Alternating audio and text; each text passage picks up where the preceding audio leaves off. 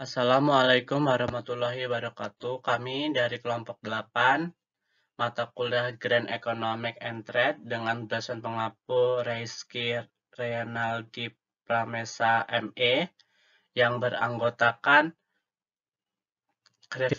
Revita Septilia Tanjung sebagai pemateri kedua, Risma Octavia sebagai pemateri ketiga, dan saya sendiri Setiarto sebagai pemateri pertama.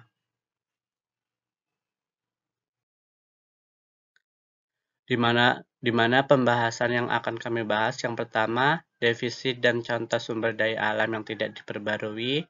Yang kedua, ciri-ciri sumber daya alam yang tidak dapat diperbarui.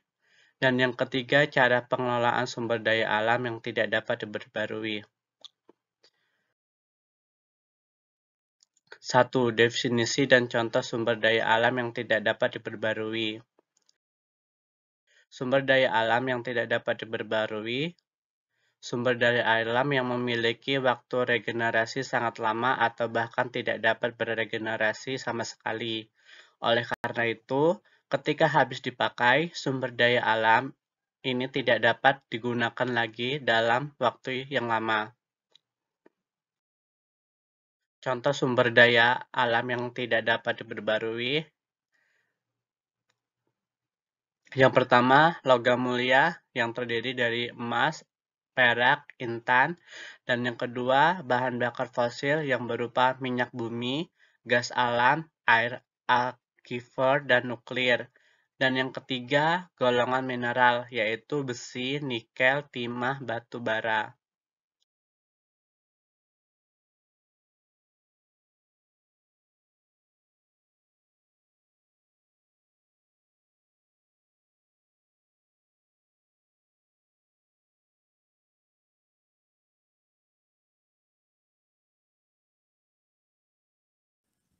Selanjutnya, ciri-ciri sumber daya alam yang tidak dapat diperbarui terbagi menjadi dua. Yang pertama, sumber daya alam yang jumlahnya terbatas dan bisa habis. Dan yang kedua, memiliki waktu regenerasi yang lama atau bahkan tidak dapat bergenerasi sama sekali.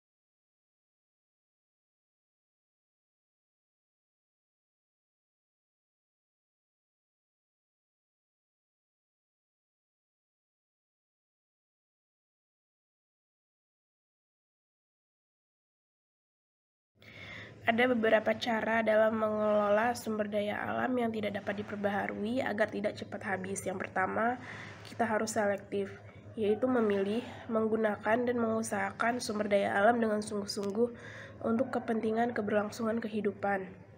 Yang kedua, menjaga kelestarian.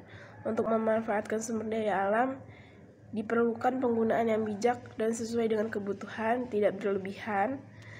Kemajuan teknologi juga bisa kita manfaatkan untuk menjaga kelestarian sumber daya alam. Yang ketiga, perlunya penghematan sumber daya alam atau mengurangi bahaya eksploitasi besar-besaran terhadap pemakaian sumber daya alam agar tidak rusak dan punah. Kemudian, perlunya upaya pembaharuan sumber daya alam hayati, seperti reboisasi, mengembangbiakan flora dan fauna, penanaman ladang secara bergilir, dan pengolahan tanah pertanian lahan basah dan lahan kering.